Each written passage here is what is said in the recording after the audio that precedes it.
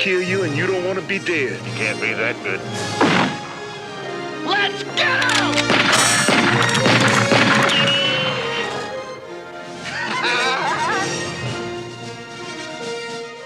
So we are back on the Westerns for Life podcast, and this time it's episode 20, where we're going to be talking about the 1985 Western directed by Lawrence Kasdan in a star-studded cast. And with this episode, we have an American guy all the way from the US, special guest, Jim from Jim's Movie Channel, who's been wanted to jump on this train with us to do a Westerns for Life podcast episode in a movie that he's fond of in Silverado. So, yeah, Jim's Movie Channel. So you want to say a little bit about your channel, Jim, briefly? First of all, thank you so much for having me, guys. It's quite an honor to be here.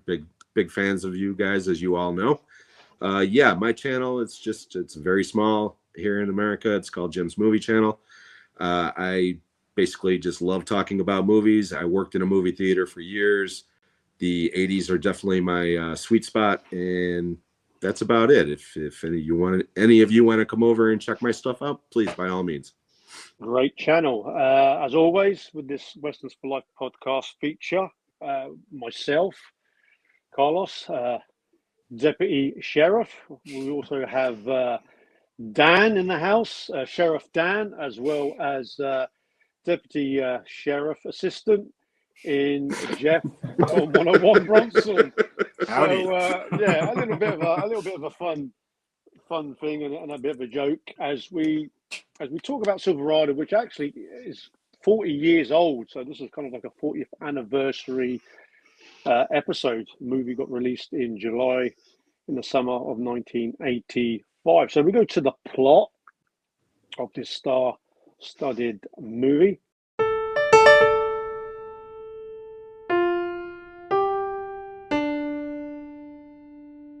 The plot. So the plot is about four gunmen who kind of bond and ride out together on their journey with different backgrounds as they seek to kind of get a settled destiny. They eventually ride into a town called Silverado, which is run by a former criminal and now a new sheriff in town, played by Brian Dennehy, the character Cobb. So that is the synopsis of the movie.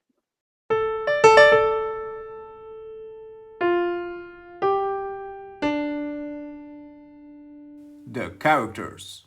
So to the cast, the actors, and the first leading, male leading actor is played by Kevin Kline, who's playing the character named Payton. Jim, what did you think of Kevin Kline's character in Payton? I love Payton. I love Kevin Kline's portrayal of Payton. He's not a gunfighter, so to speak. He was at one point in his life, but he's kind of mellowed through the years, and all he wants to do is spend time in a saloon. That's all he wants. He doesn't want to mess with anybody.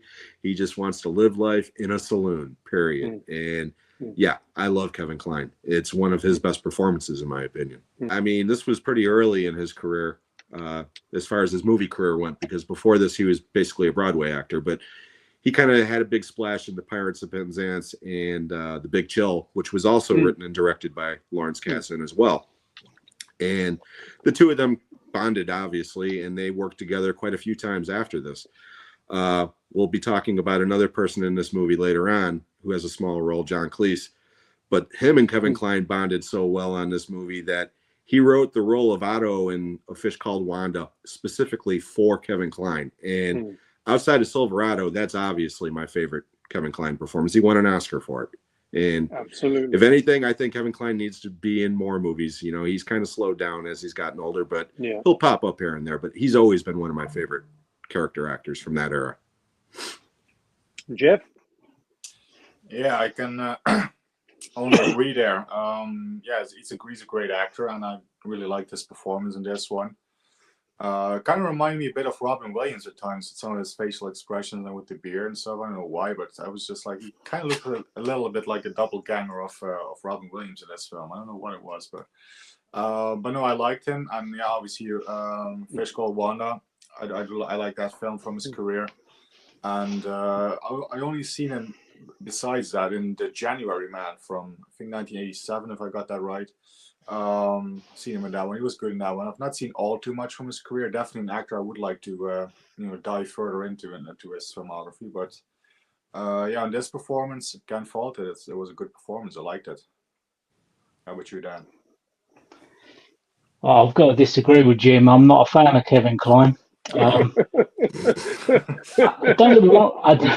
I don't dislike him, but Fish Called Wanda, maybe I watched that too young. I haven't seen that for about 25 years, so I might appreciate it a bit more now. In this film, I've got to say, it is my favourite performance from him. I love his character, love the introduction to him.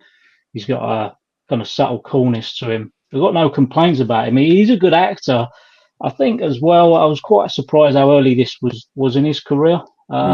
Sophie's Choice, maybe his first film, off the top of my head. But yeah, there's just something about him out of this film. I wouldn't dive too much into his career. But as I say, Fish Called Wanda, I haven't seen for a long, long time. Good as a character in this. And for you, Carlos? I wouldn't have him as a leading man in a movie like this, but he does okay. I mean, I've seen a few of his movies. I mean, rightly so. What Jim did say, he deservedly won that Oscar in A Fish Called Wanda because he's absolutely hilarious. In that, it's just it's his best performance of his career. I've seen a few of his movies: Consenting Adults, The January Man. Again, like I say, he's not an actor that I would love to watch, but he does actually do comedy quite well. And there was also another comedy that I enjoyed that he did. I Love You to Death. Have you heard of that one, Jim? Yes, also written and directed by Lawrence Kasdan. And I thought he was I thought he was hilarious in that. I mean, he's a good actor, but push to shove, I actually prefer him as a comedy actor because he can do it really, really well. I just think there's other actors who can play the cool cowboy. So he probably wouldn't have been my original choice, but nevertheless, he does okay in this one. So yeah, that's my thoughts on Kevin Kline. On to the next male lead, played by Scott Glenn, who plays Emmett. Yeah. What did you think of Scott Glenn as Emmett in this movie, Jim? Again, I'm going to sound very repetitive, but love Scott Glenn, love him in this movie. I think he fits the character well. The strong silent type, which is basically a stereotype, obviously, but he plays the part well. And again, it's one of his stronger performances in a career full of them. He's been in an awful lot of movies that I enjoy. Most people just know him from Silence of the Lambs or Urban Cowboy of all things, and it's like, no, dig deeper. The man's been around for years and he's always good. And yeah, I love him in this movie and the character of Emmett. How about you, Jeff? Yeah, same here. I absolutely loved him.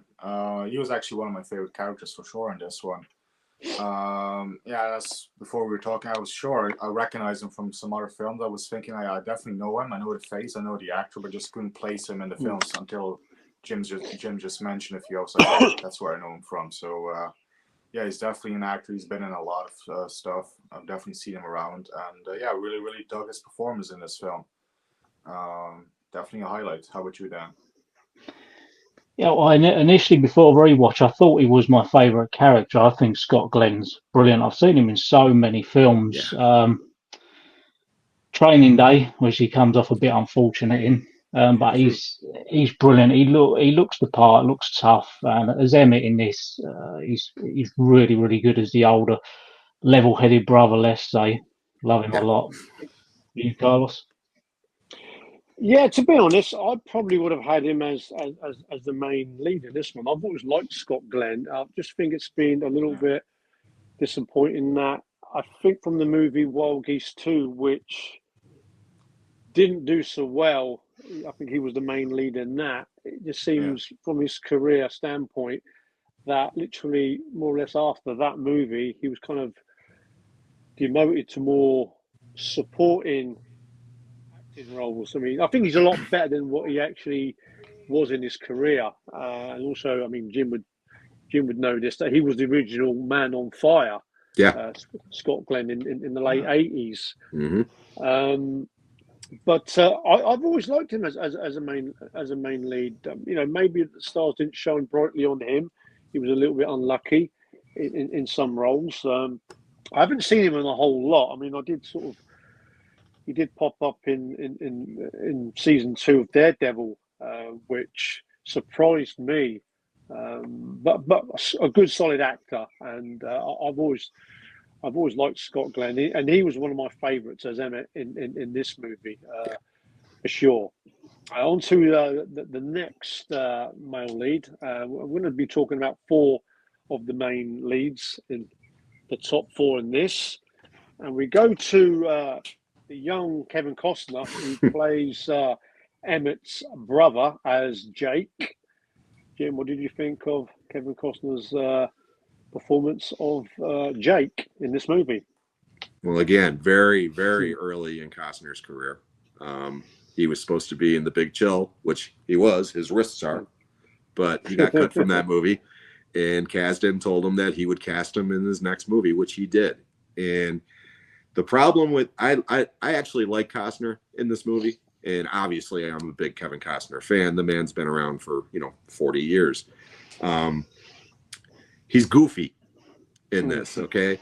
Yeah. But the real reason why he's so goofy and hyperactive is because he's playing a character younger than he actually is. The character is only supposed to be like 16, and Costner's in his mid-20s, So that comes a little off-putting. But if you put it in the context of that he is supposed to be younger, his performance is spot on, in my opinion.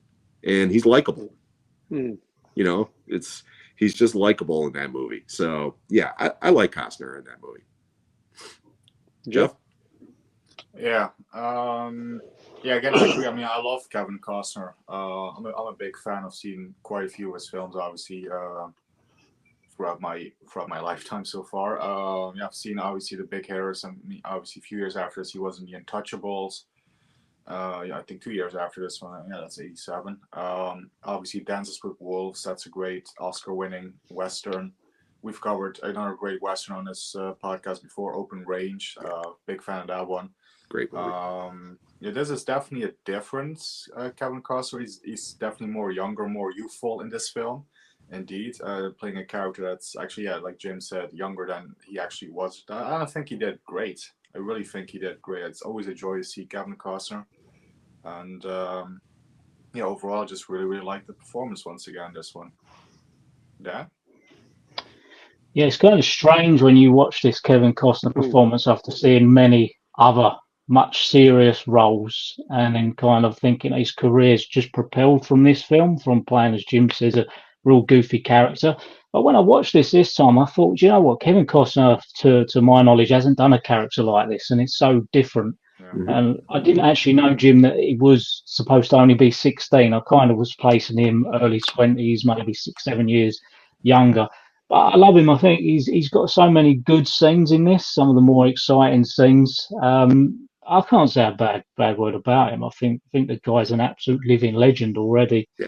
Director, actor, so many great credits to his name. That's what I think of him.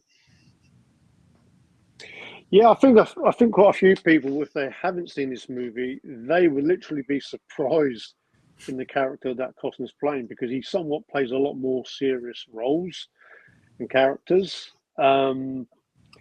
Goofy, like Jim says. I would also say cocky. He kind of sort of comes off a little bit like Emilio Estevez's Billy the Kid in Young Guns. Absolutely. In some of the scenes, which came out a couple of years later, 3 years later after this movie. But yeah, I like Costner's performance. Obviously, his career would go to great heights, and he's still a big star now. I mean, one wouldn't think that he would have gone on to, the big sort of blockbuster movies as he did, from this movie onwards. But, what is there more to say about Kevin Costner? I mean, the man's done it all. Like Dan has said, great director, great actor. Certainly added to the movie for sure as the cocky and sort of goofy brother of Emmett. So to the last gunfighter who makes up the foursome is Danny Glover, who plays a character by the name of Mal. What did you think of Danny Glover's performance of Mal in Silverado? Again, love Danny Glover. Love him in this movie. 85 was a huge year for Danny Glover because he was, again, one of those young up-and-coming actors. Not real young, but you know what I mean. But between this, Color Purple, and Witness, he had a solid 85. And again, it's one of his best performances in my opinion. Everybody knows Danny Glover from the Lethal Weapon movies, obviously, and he's great in those movies, but I love him in Silverado. He looks like he can handle that shotgun. He's, he means business. And that part where he tells the guy, I used to work in a slaughterhouse. The one thing I know how to do is carve up steaks. And if I see any, you believe him in that moment. It's like, I'd be getting the hell out of there as well. So, love Danny Glover in this movie. Jeff? Yeah, couldn't have said it better. Absolutely love Danny Glover. I mean, growing up as a big fan of Lethal Weapon films, I've always loved him ever since seeing him in those films with Mel Gibson. And pretty much it kind of ruined it a bit for me, is because every time I see him, it's just like, hey, it's Roger Murtaugh from Lethal Weapon. He's too old for this shit. And this one even wears the beard. And Lethal Weapon 1, he starts off with the beard in that film. Yep. And the captain says, "Hey, Rod, you look younger with the beard." I gotta agree. He looks younger with the beard, actually. But no, absolutely love Danny Glover. Couldn't have said it better than Jim already did there. When he delivers the badass lines and stuff, he's believable, very credible role. So he might be my favorite character of all of them, to be fair. But how about you, Dan? Well, he is actually my favourite character in this film. He's actually in two of my favourite scenes as well. And you're right, some of his lines are brilliant. And it's funny watching this, and then you're watching, what was it, Lethal Weapon? Was it 87? You think he's playing a guy who's nearly retiring in that. To this. It's crazy. But, he's one of them actors that first off started watching him out in the Lethal Weapon films and Predator 2, and then seeing him in this. And then when you see him as a bad guy, you think, he is actually a very good actor, Danny Glover. And playing a bastard in like The Color Purple. And like some other movies, he's brilliant. Favorite character, definitely, for you, Carlos. Yeah, I could only second that. He's my favorite character, no doubt. I mean, originally it would have been Scott Glenn many years ago when I did watch this, but on the two repeated viewings of this, hands down, Danny Glover. I think his character has got more hurdles to jump. From his background, obviously. He had some of the coolest moments in it, with some cool lines in the movie. I mean, out of those four guys that we're mentioning, he originally would have looked the least likely actor to be in a Western. But by the time you watch this movie, like Jim says, he handles that rifle ever so well, and he looks good. He looks good in it. Yeah. So fantastic performance, Danny Glover. I mean, you would not have thought if you haven't seen this movie, Danny Glover in a Western, you'd be sort of like thinking, oh, what's that all about? But fantastic performance. I really did like him in this. I thought he fitted really, really well. So they are the four riding gunmen. The next character, actually, we will go to the main villain in the movie, played by Brian Dennehy, who plays a former criminal turned sheriff of Silverado, who plays the character of Cobb. Jim, what did you think of Brian Dennehy? Again, I'm repeating myself over and over and over, but Brian Dennehy, he's one of my favorite character actors. Loved him for years. And again, he's perfect as Cobb. He is one moment he's charming, the next minute he's menacing, and even, I won't go into spoilers, but even towards the end, there's a small part of you that is like, you know what, I kind of get where this guy is coming from. I mean, he's a bad guy, no doubt about it, okay? And there's certain lines in the movie that he crosses that makes him that bad guy, but he's likable, you know, and that's mainly because of Brian Dennehy's performance. So yeah, I can't say enough about Dennehy. I love the guy, and he's great. Jeff? Yeah, I absolutely agree. I love Brian Denny. You know, as someone who has First Blood as one of their favorite movies of all time, or at least maybe not necessarily top 10, but top 20 at least. Certainly, First Blood for me. You know, I just absolutely love this guy ever since seeing him as Sheriff Teasel in First Blood. He plays a sheriff in this one as well, and again another bad guy, so it's kind of similar for me. But no, I really love his performance in this one. The guy is, you know, he's built like an ox. You know, he's huge. He's big, burly. You believe, you know, he's credible in the fact that you don't want to mess with this guy. He's believable as a foil for the heroes. Yeah, absolutely top marks. Great villain. They couldn't have casted it better. This film. Pretty much every cast member, bam, bam, bam. It's just dead on. Yeah. It's fantastic. But how about you, Dan? I can only agree with what you said, Jeff and Jim. I don't know if it tries to throw you off with his character, because there's a bit of a reveal in it when he kind of opens his jacket. So it's just me, but I think when you know he's cast in this and you can see his mannerisms, you can see where the character's going. Yeah. So as everyone says, he's the villain. He is just perfection as the villain. He's got everything about him. Like you, Jeff, my first film I ever see him in, and which I'll always go back to and always compare it to, is First Blood. But he's consistently a really good character actor. Yeah. It's just top marks for me. That's what I think. Yeah, I mean, I'm pretty sure Lawrence Kasdan picked him for the role after that First Blood role as Teasel. Yeah, I mean, you actually believe him that he is a bad sheriff for sure. I would have liked to have seen him in the movie a little bit more, because he does go missing for a fair portion of the movie. So that was a slight letdown for me. But you know, there's just so many characters in this movie. And I think with Brian Denny, I think a lot of people always just class him for playing, you know, bad guy roles, but I think he's a little bit more than that, because I did enjoy the FX movies with Brian Brown. Oh yeah, I thought they were great fun. They made 2 movies together, and a decent actor, Brian Dennehy, for sure. I mean, I think it's a little bit.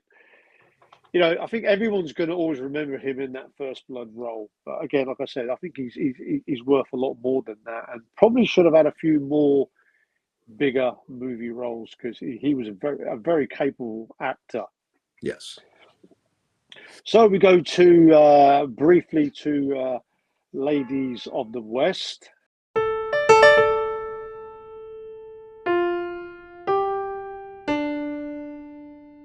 Women of the West, where we'll talk briefly about 2 of the big female actresses in this movie. We'll talk about Rosanna Arquette, who plays Hannah in this movie. Jim, what did you think of Rosanna Arquette? I like Rosanna Arquette a lot as an actress, and I think she's fine in this movie. Her character is very underdeveloped, and that's apparently there was a much bigger plot point where they were going to work into more of a romance between her and the Kevin Kline character Peyton, and it just got cut, you know. So it does seem like her character is just kind of there, and then she's gone, and then she pops up, and then she's gone. So it's not a very memorable character, but again, that's not because of Rosanna Arquette. She's fine in the role, and she's a good actress. You know, I like her in just about everything. So what do you think, Jeff? Yeah, it's a shame. I was expecting her to be in more. I was expecting more of a love story with her first first scene, really, where she's introduced. But it didn't go in that direction. Again, finding out it was cut, that makes sense. It's a shame. I've always loved Rosanna Arquette. The first thing I watched her in when I was way too young, I should add, was Nowhere to Run with Jean-Claude Van Damme. She left quite an impression on me I bet. at a very early age. Yeah, I bet. So yeah, I've always loved Rosanna Arquette. She's a great actress. But yeah, it's a shame she's a bit quite underused in this one, to be fair. But what are you gonna do? We do have another great female character coming up. So anyway, Dan, what do you think of Rosanna? Yeah, I'll just echo that. It's a shame she's not in it much, but the kind of positive I take out of it, I think she gives Payton a bit more character development and arc for sure. So that's the benefit I look at. Yeah, it's good. Should have been a good Woman of the West, kind of. If you ever think an extended version had come out and there's more of her, definitely would like to see more. Fine actress. Yeah, for yourself, Carlos. Yeah, eye candy for me in this one. I mean, she's capable of better. I always preferred Rosanna over Patricia Arquette, but that's just me. Me too. I do. Me too. Yeah, I could always remember her in Desperately Seeking Susan and After Hours. She was good in After Hours. Yeah, I agree with what Jim says. She's a little bit underdeveloped. I mean, she, like I say, there's a big cast in this, and it's, some of the actors and actresses don't get, much to sort of act out, but she's severely underdeveloped, which is a shame because, like said about the romance, could have added a little bit more to the movie, but it just didn't really allow that in the storyline. So yeah, Rosanna Arquette, good to look at, but capable actress for sure. And we go to the next actress who has probably a bigger slice of the acting for me, is played by Linda Hunt, who plays Stella, the saloon owner, or who's running the saloon in Silverado. What did you think of Linda Hunt in I this absolutely adore Linda Hunt in this movie. Stella is actually my favorite character, believe it or not. There's just something about that character and the way she plays it. I just adore her, and she's great. She's won an Oscar for playing a man. Yeah. Okay. And I think the performance in Silverado is better. I mean, she is just perfect as Stella, and the chemistry between her and Klein, it's great. That's the love story. That's the love story in this movie. It's a platonic love story, but that's the love story in this movie, in my opinion. What you think, Jeff? Yeah, again, I could not have said it better. I mean, she's my second favorite character next to Danny Glover, I will say. Both of them really were the big highlights for me. Yeah, I absolutely adore Linda Hunt as well. Always remember seeing her in Kindergarten Cop, of course, opposite Arnie, where it's very funny. Like, she's obviously a very small woman. And you got Arnie standing next to her. It's like, wow, it's very, very funny, the contrast. And they even make jokes, kind of subtle jokes about her height in this film as well, when she's standing on the platform behind the bar and stuff. I love everything about that character, Stella. Yeah, definitely a highlight once again. Dan? Yeah, I think, Jeff, you're definitely going to have to bring up a picture of Linda Hunt on there. As soon as my partner, she's watching it with me, she said, "Oh, it's a woman from Kindergarten Cop," and he'll think about that punch.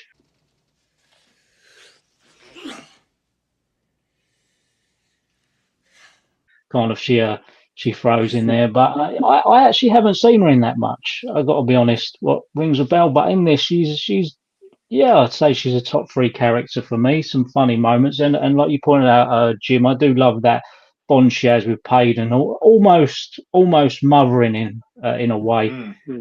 I do enjoy that. Adds a hell of a lot to the film. And for yourself, Carlos.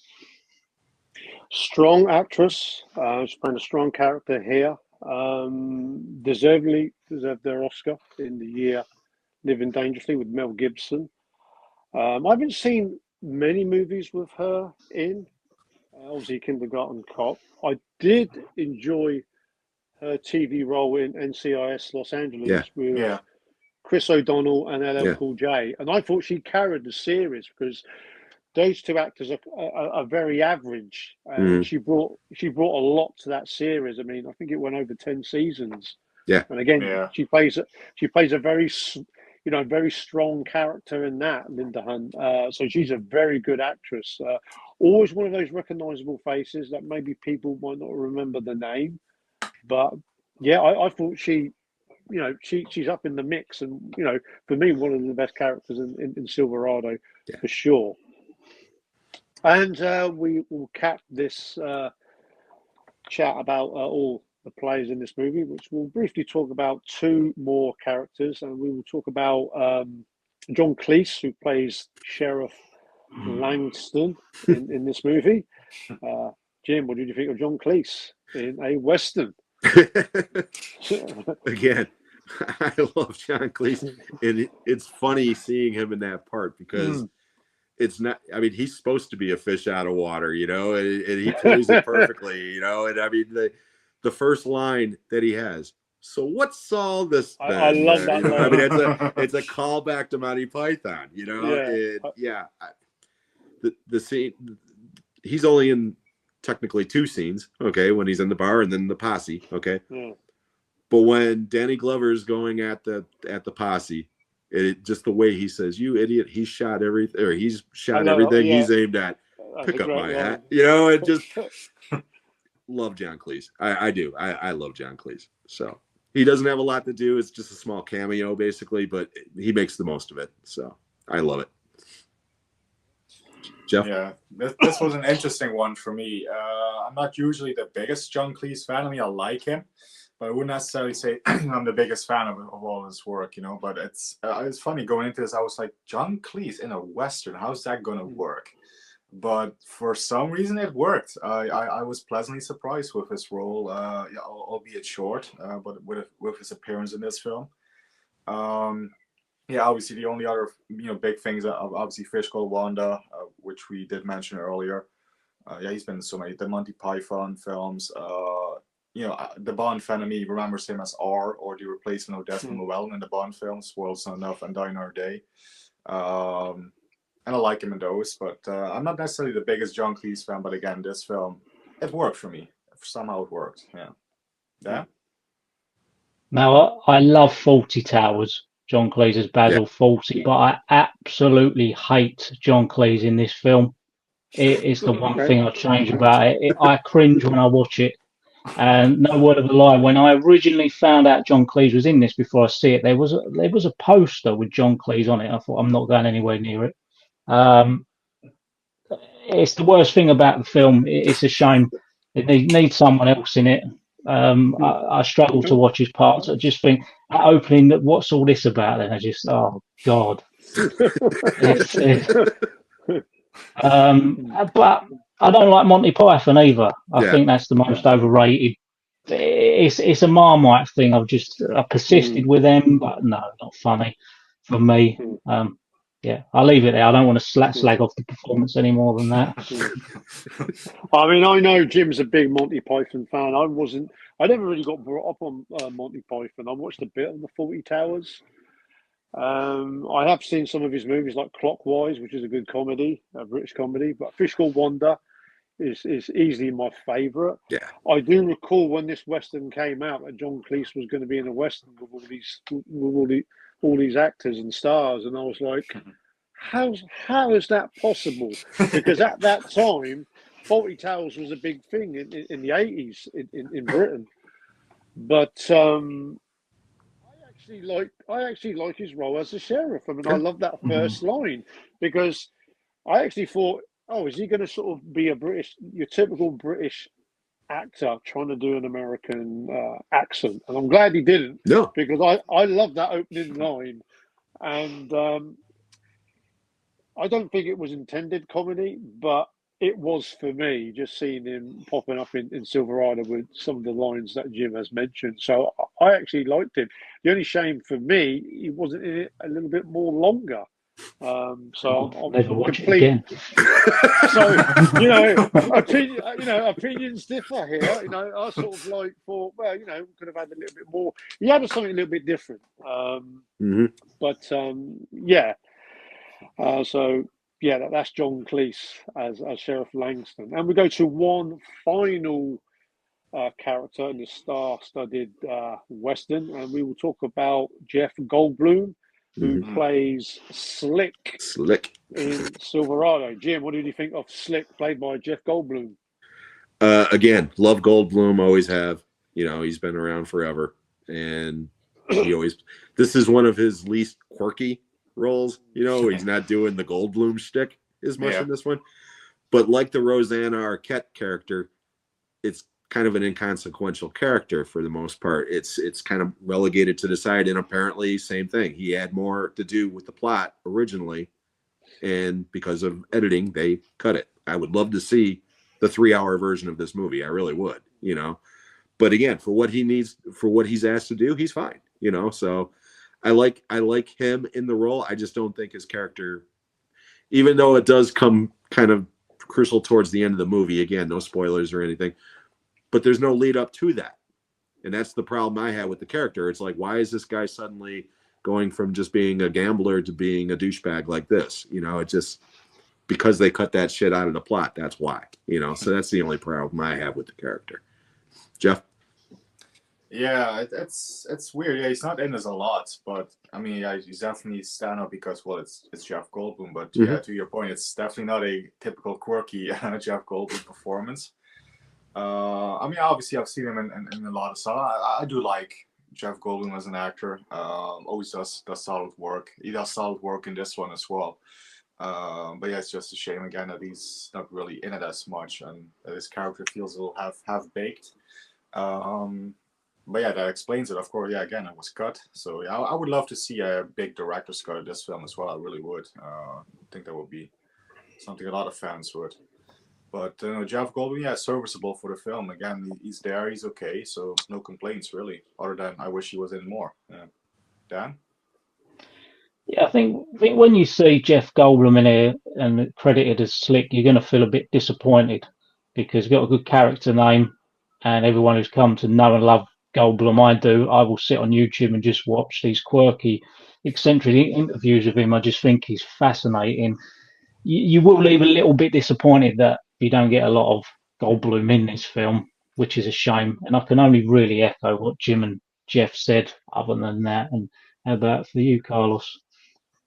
Interesting character. I think he looks slick in this. The kind of the gambler. He arranges all the card games, the gambling games.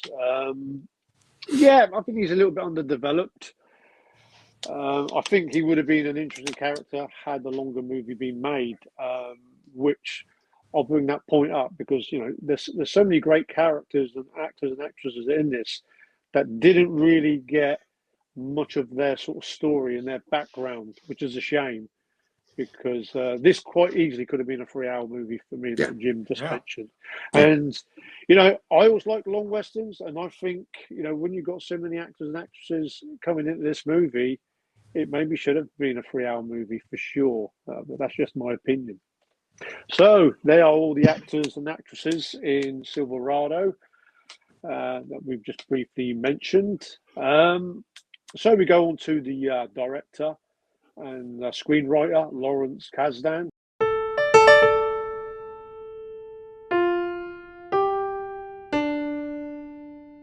Behind the camera.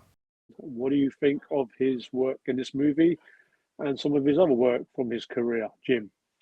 Well, Kasdan, this was only his third directorial movie, but he was 3 for 3 at this point because his debut is Body Heat, which I absolutely love. And then he followed that up with The Big Chill, which I didn't really care for at the time, but I've grown to appreciate it as I've gotten older. But more importantly, he wrote Empire Strikes Back and The Raiders of the Lost Ark before this. Yeah. So the man knows how to write. And I love the story of this movie is recycled from 1,000 other Westerns. Okay. Yeah. But the dialogue and the performance is elevated, in my opinion, to where it's not just a standard recycled plot. You know what I mean? If that makes any kind of sense whatsoever. And I think the direction of this movie is great. The cinematography is beautiful. They built that town from scratch, and they've kept that town in other movies since. So it's like the quality is there. And like I said, Kazdan, he didn't have the career that I thought he would have as far as the directing went. You know, he started off really strong, and then Dreamcatcher of all things kind of killed him. You know, and I don't know if you guys have seen that movie. It's pretty bad. Okay, that's a Stephen King adaptation, but with Morgan Freeman. But again, this movie, I think he's top notch in the script and, like I said, the direction. So I've got no issues with Kazdan at all in this movie. Jeff? Yeah, I'm not all too familiar with his other directorial efforts other than this one. The only other one I've seen is White Earp with, again, coincidentally, Kevin Costner. I've not seen Body Heat or the other films. I'm more familiar with him as a writer, obviously, Indiana Jones, you know, Raiders of the Lost Ark. But this film, I'm just going to comment for his directing. I think it's top notch. There's some great shots in here, great cinematography, great landscape shots. You know, the scenes are well paced. It's all, you know, very well put together. So as far as directorial efforts in this film, no complaints. Yeah, bang on job. Yeah. Yeah. Yeah, I looked at his filmography and just think it's unfortunate the way it went, because as Jim said, he was 3 for 3, and then of course you had another great one on White Earp, and it's kind of hard to believe that this was like first Western, and it's pulled it off to. I read one thing that I don't necessarily agree with, that it's the last of the great American Westerns. I disagree with that, but it is a great American Western from the 80s in particular. It's a fantastic job. You know, you got to give him real credit for that, and it still holds up today. For me, watching it, I think 4th time, still very enjoyable, apart from one character. That's what I think of it. Yeah, well-made Western, for sure. Yeah, with a decent budget, and like Jim says, you know, the town of Silverado was built for this movie, and you know, it's got that really nice budget. It adds to the movie, makes it a bigger. It makes it for a bigger movie. I agree with what Jim says. At the time, I thought Lawrence Kasdan was going to be a more bigger director. I do enjoy Body Heat. That's a great thriller with Body Kathleen Heat's great. Turner and William Hurt. Very, very underrated. Probably one of those thrillers that kind of gets forgotten. Obviously, Wyatt Earp, no doubt will do that as an episode. Capable screenwriter, like Jim says. I mean, I'm not going to include The Force Awakens because, to be honest, even though he did write that, it's a rehash of the original Star Wars movie, The New Hope, whatever you want to call it. But yeah, I mean, he done a great job in this Western. I think it's a kind of an underappreciated Western. But yeah, Lawrence Kasdan and his brother, Mark Kasdan, who co-wrote the screenplay, done a fantastic job, in my opinion. So to the next section of this episode, we will talk about the music.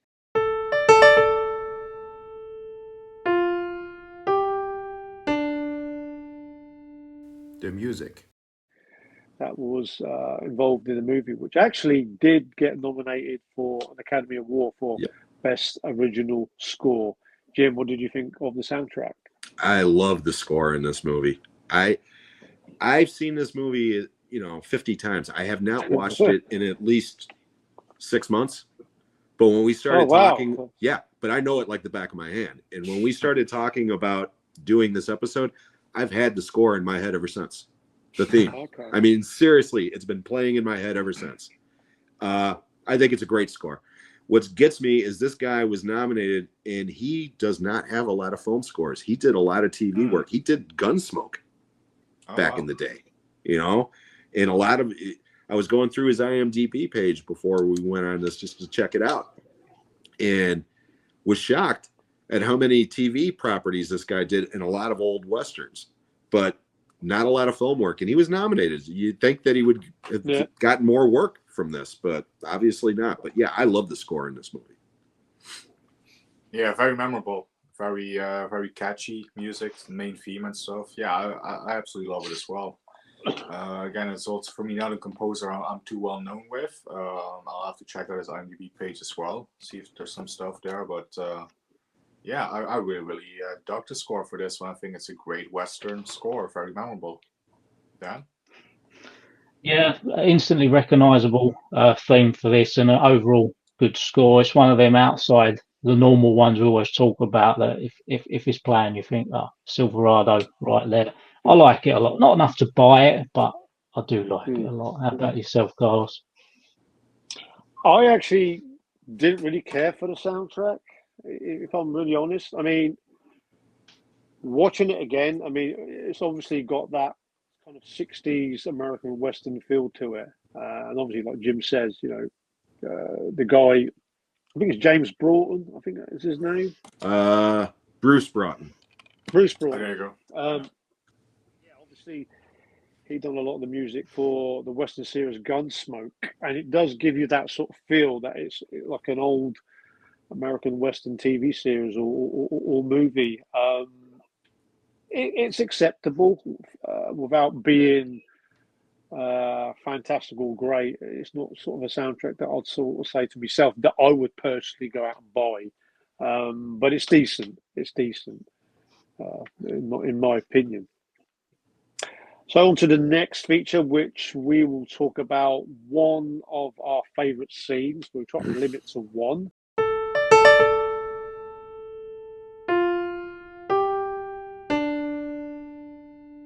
Favorite scenes.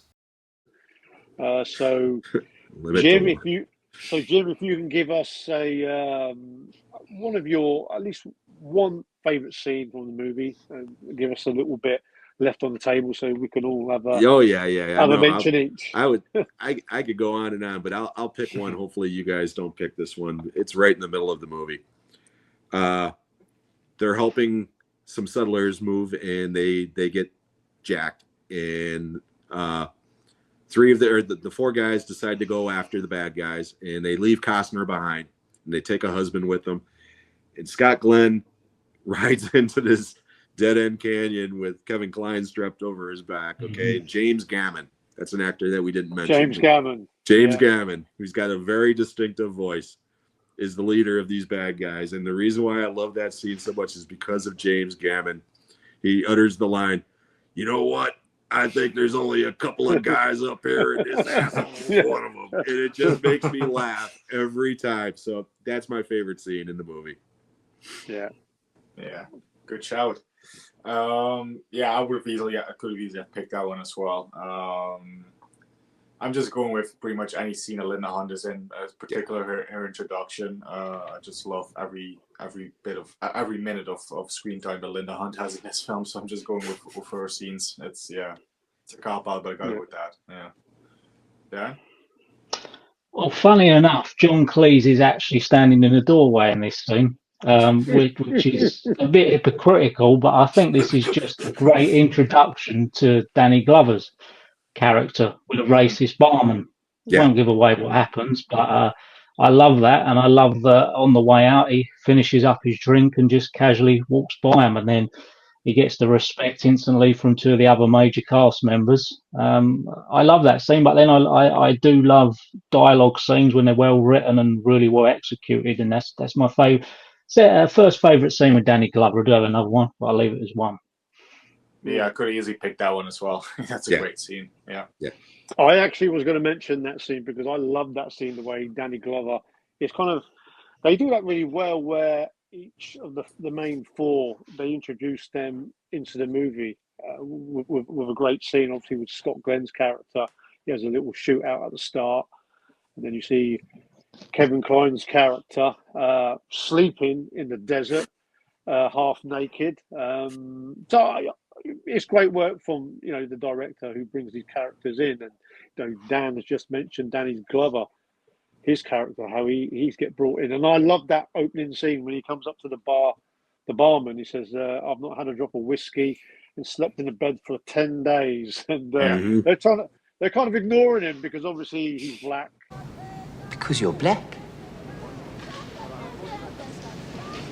You are. He is. Of course I'm black. And they don't want to serve him. Great scene. That's my personal favourite. Jim's also said about the canyon scene with James Gammon. that voice, you always have seen him in a lot of TV work and movies. He always reminds me. I'm always familiar with him as Nash Bridges' father in the TV series. I loved him in that, in Nash Bridges, James Gammon. But I'm actually going to go for, obviously, Kevin Kline's character's Payden. There's a scene where he tries to get his horse, and which is early in the movie. But there's also another scene when he wants to get his cowboy hat, and he sees the person who's stolen his cowboy hat in the bar, which there was a bit of a shootout. I love that scene. Your typical Western scene. But yeah, I mean, some pretty cool scenes in Silverado for sure.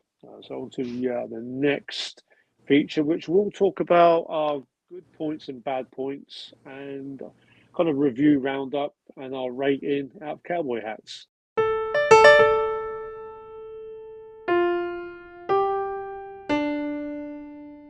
The Review Roundup. Over to you, Jim. Good points. Definitely the cast. I mean, this cast, we've talked about quite a few people, but there's 10 more people we could talk about. I mean, this cast is deep. You know, the cinematography, I love the music.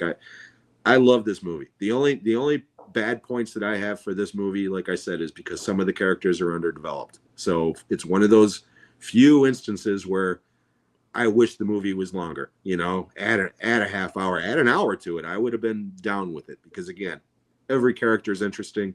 Every performance is good. So I really don't have a lot of negative things to say about this movie. I was actually going to say that. Yeah, my only negative is I wish there was more. Yeah. It's definitely a film that leaves you wanting more. Yeah, great cast. As we talked about earlier, pretty much every cast member just bam, bam, bam. It's just spot on casting. Like, you know, but I just wish again some of the characters were developed more again, like Jeff Goldblum, Rosanna Arquette. Yeah, if anybody from the studio is watching this, director Scott, please, you know, we would love to see that. You know, great score, like we talked about, great cinematography, great. I mean, the film looks great. Yeah, no complaints. My cowboy hat rating, I would probably say I give it 8 cowboy hats out of 10 myself. Probably go with a solid 8. Yeah. Oh yeah, so, I forgot to rate it. Sorry. Yeah, I'm going with a straight 9. The only reason why it's not a 10 is because a 10 to me is a masterpiece, and Silverado is a great, great movie. It's not a masterpiece, but solid 9. Yeah, for me, I agree with a lot of what Jeff and Jim say. There is a bit of a negative with the lack of character development with certain stars, Rosanna Arquette, Jeff Goldblum. I just can't get on with John Cleese in this film, which is quite a negative for me. Intentionally funny or not, it just does not work. But having said that, it's a great Western from the 80s. It's a hell of a lot of fun. And I can see people going into it like a casual fan and just absolutely loving everything about it. And it's definitely one I highly recommend, despite my own gripes with it. And I'm going to give it a 7.5, mainly knocked down because of that character development and John Cleese. Because if that was on point, it would have been a 9 quite easily, because it's very, very enjoyable. Yourself, Carlos? Okay, yeah, it's a well-made Western for sure. I think the big selling point is the cast for a casual Western fan or a big Western fan. How could you not be interested in seeing this movie with that cast? I mean, it's outstanding. You won't get a stronger cast for a movie in the 80s, and a lot of careers from this movie really developed on, you know, Kevin Costner, Danny Glover, Jeff Goldblum, who went on to become big stars. At the same time, you know, the action's quite inventive. Some good action scenes. I did like the Stampede shootout, which looked a lot of hassle to film, and they shot it quite well. But at the same time, my only gripe about this movie, I think another 20 minutes for sure could have been added onto this, to bring out Brian Dennehy's character, Linda Hunt's character, and possibly Jeff Goldblum's character, as well as Rosanna Arquette. But the main four was a joy to watch. The first hour, even though it's got some of the better scenes for me, it was quite choppy. It was pretty short, abrupt, onto the next scene, where in the last hour or so, things really slow down when they're in Silverado. Yeah. So the first hour, it just seemed a little bit rushed to me. Again, that could be, them on the editing table. Yep. As Jim says, there was 3 hours made from this movie. So that may have kind of looked like it's quite choppy. And for that, it's a very good Western without being a great Western for me. I'm going to go 7.2, which may sound, like a bad rating compared to the other three. But, this is the fourth showing of this movie for me, fourth or fifth, and it's probably the best showing. So I dare say if I would watch it again, it might even rise up to 7.5. But very good Western for, newbie Western fans. Highly recommended, because it was a very good Western from the year 1985. So that's all our cowboy movie hat rating. Anybody got any trivia? Jim, you got any trivia about the movie? Well, I mentioned a couple of things earlier, like the Costner thing and this and that, but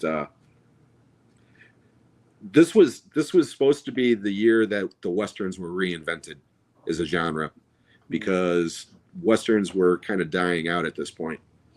And Silverado and Pale Rider, of course, got all the buzz, but there was also a couple of comedies, Lust in the Dust and Wrestler's Rhapsody with Berenger. And because they rushed 4 Westerns out in a relatively short period of time, none of them did all that well financially. None of them. I mean, Pale Rider and Silverado were not flops, but they were certainly not huge hits. Yeah. And Pale Rider, I think, is the more well-known of the two. I guarantee all three of you probably enjoy Pale Rider more than Silverado. Okay. Yeah. I don't. I prefer Silverado just because, to me, Silverado is a throwback. It feels, even though it's 40 years old now, it felt like it could have been 20 years old at the time, because it reminded me at that point of like an old 50s type Western, Yeah, absolutely. And it ages like fine wine, in my opinion. It just does. You said every time you watch it, it gets a little bit better. I think that's just because that's the way that movie holds up. It just holds up so well. So that's about all I've really got to say about it. Jeff, any trivia? Dan? Not from my end, no.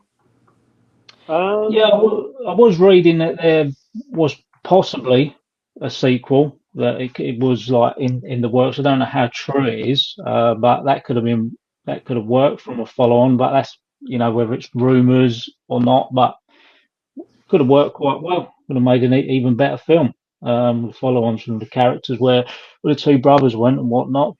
That's all I've got. Oh, I actually did remember one little bit of trivia, although you guys might know. Have you ever watched Home Improvement, the sitcom with Tim Allen? Have you ever heard of it? I'm familiar with it. Yeah. Running character on that show is Wilson, his neighbor, who he talks to over the fence. You never see his whole face. That man is an actor in Silverado, and you don't see his face. He's got a bandana on where they kidnapped the kid. They saw our faces. Same guy. Okay. And you only see half of his face. I think his name is Earl Hindman or something like that. But yeah, check that out. It's the same guy who played Wilson on Home Improvement. The only trivia that I read up on, there's not a whole lot, to be honest. I mean, it did have a budget of $23 million and earned $32 million. Jim's right. Power Rider did come out a few months before. And out of those Westerns, kind of between 85 and 88, Power Rider, Silverado, and Young Guns, I enjoy all of them, but probably Silverado the least out of the three. But they're great Westerns, those ones that I mentioned, from the mid-'80s to the late 80s. Yeah, I mean, I think it's a western that deserves a little bit more credit. It probably deserves a new audience, and you'd think with 40 years anniversary, that maybe, I don't know, a 4K edition should be brought out to new fans, because I mean, we're going to go on to our releases of the movie, but it's kind of one of those westerns that's kind of forgotten Yeah. about, really. But like I said, sound like a repeated record. The big selling point of this western is this fantastic cast of great actors from the 80s and 90s who had great careers. I did also read, I think that the whole movie was shot in New Mexico. Yes. That right, Jim? Yes. Yeah. They built the whole set in New Mexico, and actually, this is a fun point that I've read. There was some guy from the New Mexico Commission who actually sent out a rumor that this western was going to be made with Kevin Kline, and Robert De Niro and Gene Hackman were going to be involved. Mm-hmm. And they put out, which was obviously false, because Lawrence Kasdan only had $22 million budget. I mean, if you're going to have Gene Hackman and Robert De Niro, you're going to need more than a $22 million budget. So that wasn't happening, and they had to sort of they had to correct that. Obviously, there was no Robert De Niro and Gene Hackman in this movie. So we'll go on to the editions that we've got. Again, this is the UK pretty basic edition. Same one. Yeah, I'm pretty sure there was an American digibook release. Was there an American digibook release of this, Dan? Not that I remember, no. This is the only one I've ever been able to find. Okay. Yeah, quite a basic release, really. So it does need some love, for sure. Jeff, what version have you got? I've ordered it, but I actually did not receive my copy yet. I watched it on Netflix before this podcast, so I'm still waiting for my copy. But it's going to be the same one. It's going to be the same one, so yeah. Okay. There you go. And talking about physical media, I'll briefly just mention what I've picked up, as in big westerns, and we've got a big western release on the horizon. Then we'll go on to Dan into the next episode. So I recently just picked up Tombstone, that arrived a couple of days ago. Nice. On 4K. And today, jumping for joy, The Outlaw Josie Wales. Nice. Oh, yeah. I'm still waiting for Pale Rider. I think that's on the way. So those releases are going to be available in the UK and the US. And this classic western's getting a UK release, High Noon on 4K from Eureka. I know there's a release on the Kino Lorber label, so that's coming out in late July. So I'm looking forward to getting High Noon on 4K released by Eureka, Masters of Cinema. So we've got that coming in late July. So to the end of the episode, and it's been an honour having Jim with his fantastic movie knowledge. Guys, please do go over and sub to Jim's channel, Jim's movie channel. A wealth of movie knowledge, who, like us, loves to talk movies. So, Jim, many thanks for appearing Thank you so much as a special guest. Thank you so much for having me, guys. I really appreciate it. I really appreciate that. So, Jeff, do you want to take us out and tell the viewers where we can be watched on all major platforms? Yeah, no, of course. You can always find us here on YouTube. All the episodes are archived on all three of our channels and playlists, on the Westerns for Life playlist, podcast playlist. And of course, you can find us on other platforms like Spotify and Apple Podcasts. Just type it into your Google search engine, Westerns for Life podcast. It will come up in all different, variations and platforms. With all that having been said, thank you all so much for watching this episode. Thank you, Jim, for being our special guest for this one. Thank you. And adios, amigos, and Westerns for Life. Stick 'em up.